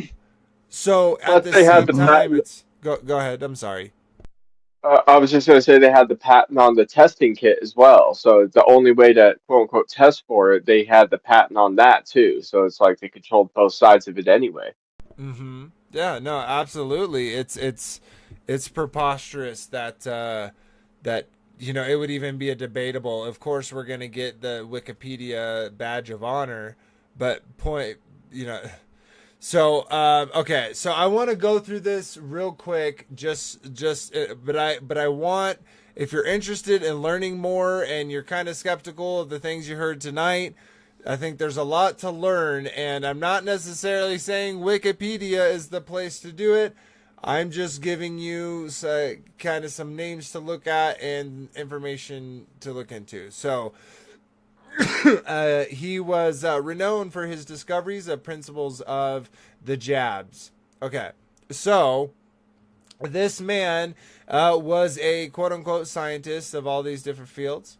He also was a pharmacist and a chemist, and was renowned for his discoveries, again, of the jabs. And he had so much honor in his life, and, pages dedicated to him. Well, he had an assistant that basically helped him with his career, so much so that without that, him and other assistants, they never would have got anywhere. One said assistant is Louis Theroux. I don't know if I'm saying that right. But look at this, guys. Look how small his information is. Okay. Now, all I'll say is look into this man and his other assistants of Louis Pasteur, and look at the information that they came to, the conclusion that they shared, the conclusions that they came to about these topics. And what you will see is there was blatant contradictions in many applications of the things that Pasteur was saying. And so I would suggest you look into that. Very interesting. I'm going to jump over real quick. And he's not the only one. So let's watch this little video real quick. Did NIH fund gain-of-function research at the Wuhan? Same one. Okay. No, this isn't. Let me find it. No, that's too long. How long is this one again? Okay, this one's too long too. Okay, well, that's totally fine. Let's get into this real quick. So as I was saying before, and we've talked about before, as a whole dedicated, and we can actually jump on camera for this because the rest of it is just articles, so it should totally be good to go for cameras. So anyways, this Wikipedia is a list of films about viral outbreaks. We were talking about it in the beginning. And so let's just kind of go through this. So we got 28 Days Later, right, which is also 2 more films. Yeah, it's mentioned here. Oh, let's just skip here. So we got 5B, The Fifth Wave, 30 years from here, 28 days, the three movies, the Andromeda strain. That's what it was. I said Andromeda. It was the Andromeda strain. This is the one where it says is a 1971 American science fiction thriller produced and blah, blah, blah, based on Michael Crichton's 1969 novel of the same name and adapted by Nissan. Okay, whatever. Let's actually, I'm gonna right click. I'm gonna pull that one up because that was kind of mentioned. But yeah, just look at this, guys. This is chock full of movies, and a lot of these are pretty big. To brainwash. Yeah, are pretty big movies. I Am Legend, where such things happen, where people were waiting for something like this to happen. And sure enough, as soon as it happened, a lot of the people were willing to go through whatever they needed to do, whether it was cover their face, whether it was stand 6 feet apart, 6 feet 6 inches and 6.6 inches, or if they had to, get the jab. And so they all just folded, right? They're just like, yep, anything you say, corporate media will do. Why did they trust them? It's insane that they did. And think about this. Why did they trust them, guys?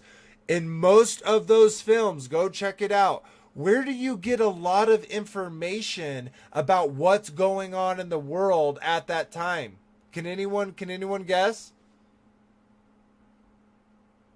Think about it. In those movies, where do you get the information about the events that are happening?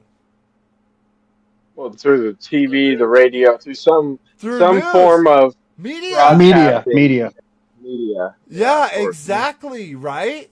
And so in those your films, stay indoors, have two weeks of food, your water supply, keep your doors locked because the undead are going to come through the windows. Exactly, it's always, bro.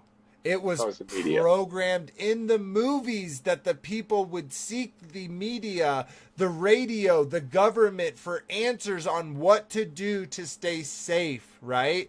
And it showed how all the people that weren't listening to that advice, right? Those were all the people that were dying and crazy things were happening, right? So insane. So Andromeda Strain, check this movie out. It's basically, they select I don't want to ruin it if you haven't seen it. It's old enough where you probably maybe have not seen it, but it's such a telling movie. But so were all these movies at what they were trying to get us to do. Okay, so last thing, I'm not going to read this, but I'm not going to play this, but I'm going to read this real quick. So many virology terms are being used these days by people who do not understand their meaning. Included are journalists, medical doctors, scientists, lawyers, and people from all walks of life. In the normal times, this word misusage would be so rare that it would not matter. However, because we are in a viral pandemic that affects nearly everyone, he will attempt to explain this meaning. A virus isolates variants and strains.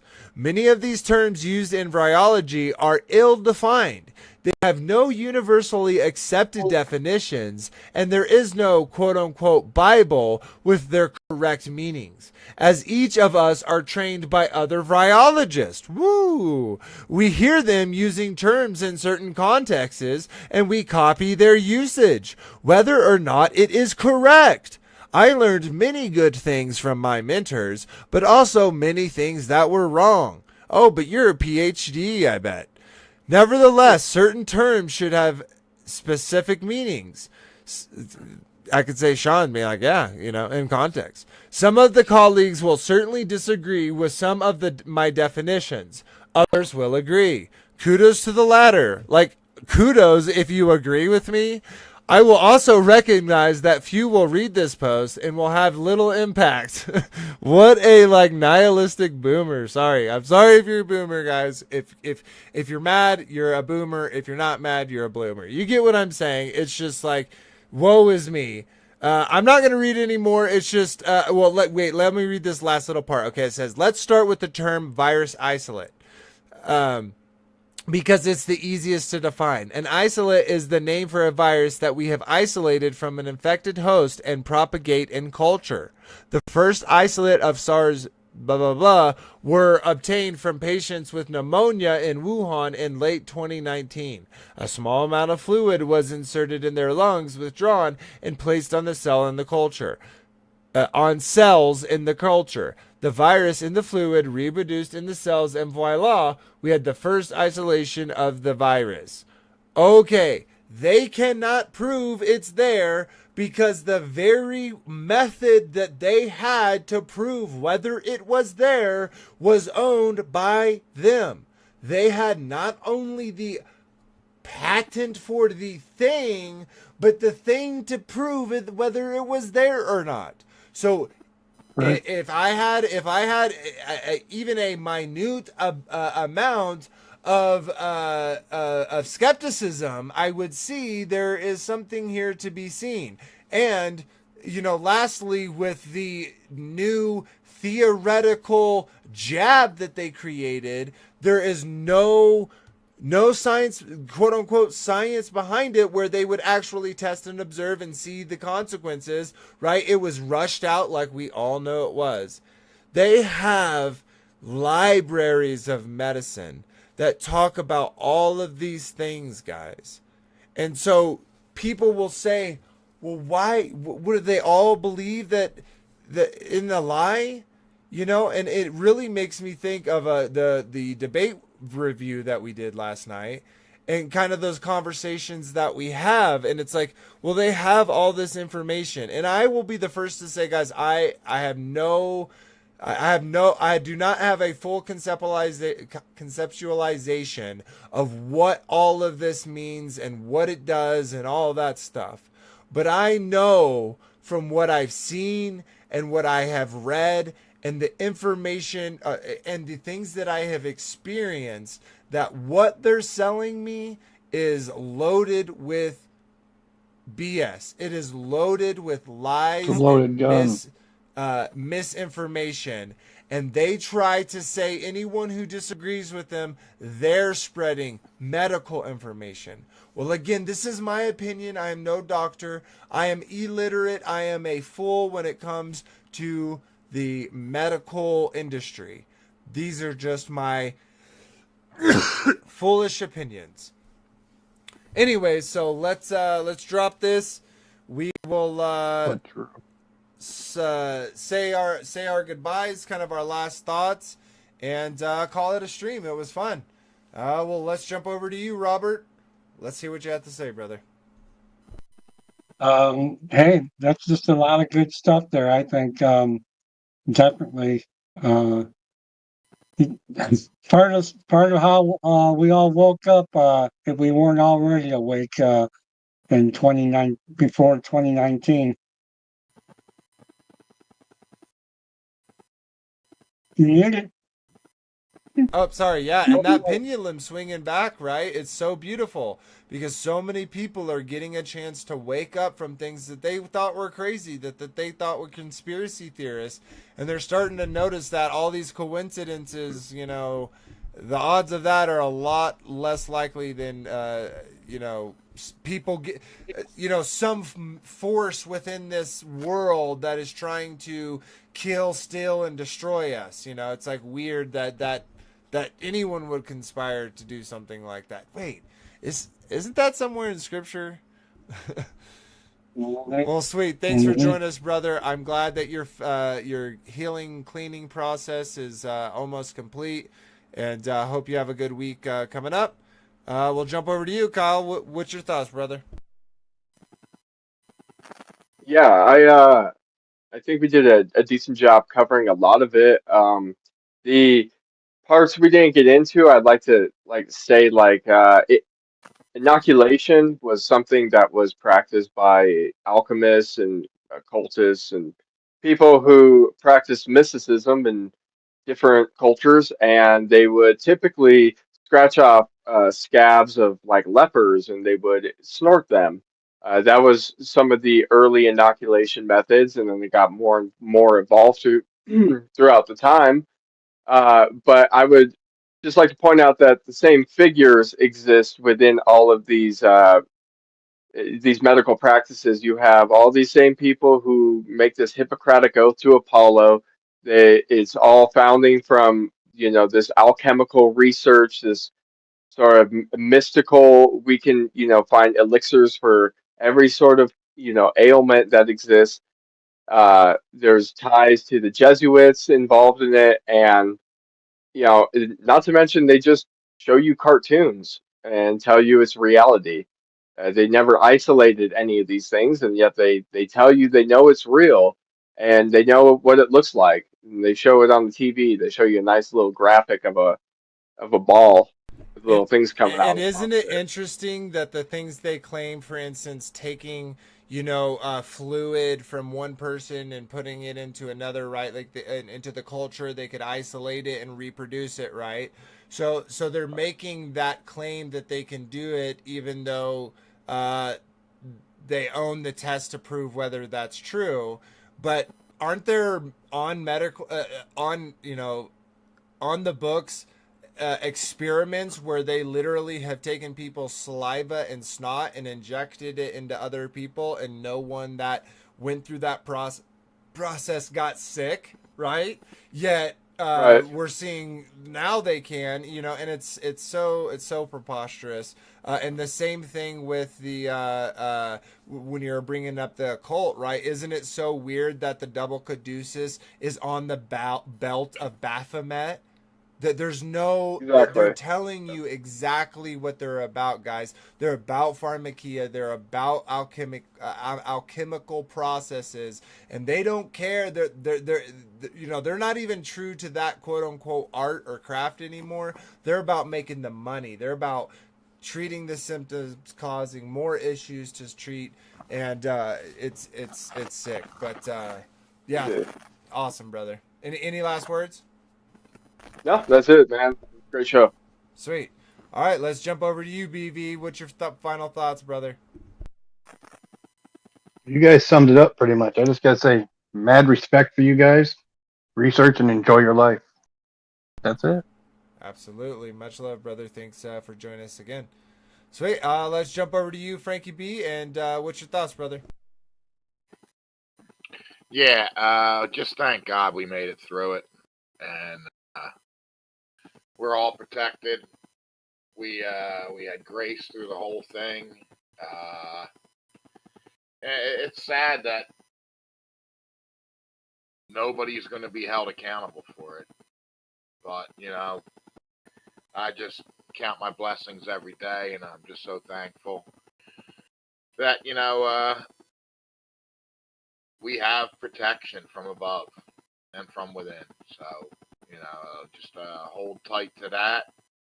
Keep seeking the truth, and keep sharing the truth. Because the more truth we share, it's all, that whole Baphomet thing, it's all part of their mystic magic, their black magic.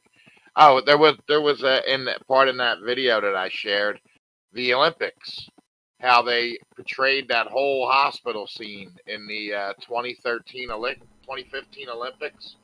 Yeah, we talked about that a little bit. And it was so weird. I mean, I didn't watch it, but people that watched that had to be like scratching their head. What the heck is this all about? Yeah, that'd have been creepy for sure to be there live. Sure, seeing a big giant figure, and then little children in hospital bed, nurses dancing around. I mean, it's just sick, the things that they do. I mean, we're just living. I just think we're living in an evil time of black magic, and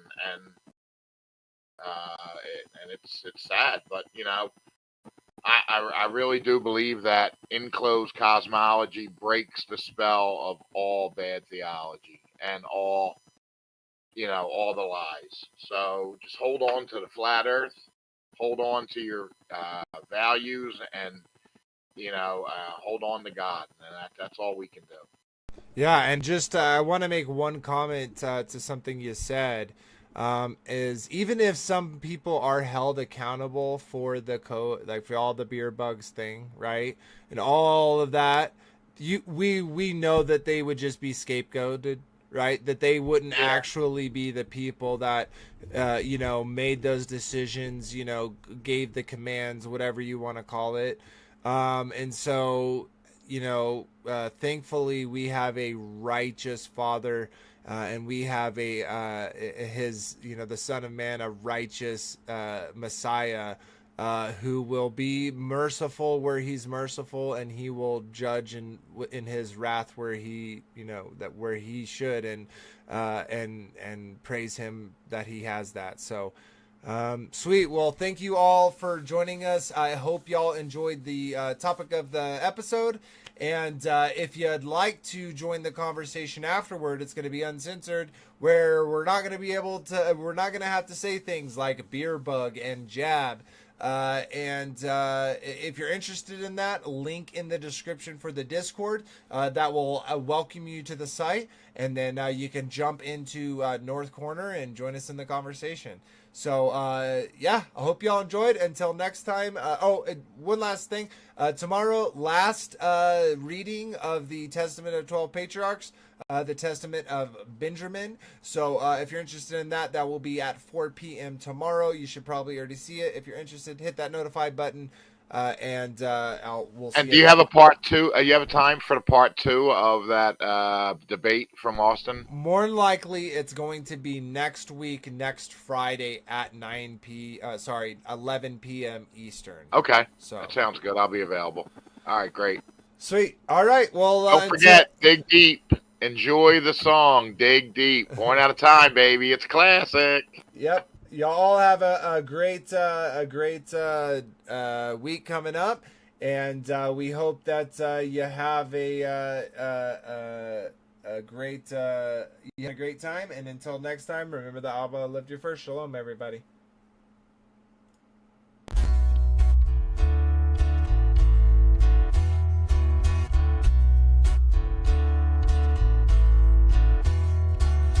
It's your glory. Conceal the mystery. You give us the honor to search a matter. You raise up a standard to beat back our enemy. You establish this realm, and like a scroll you spread it out.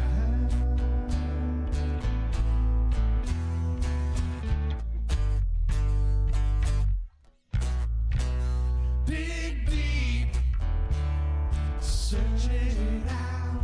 Dig deep, seek it out. Dig deep, go on and walk it out. Dig deep. I give you oil to fill up your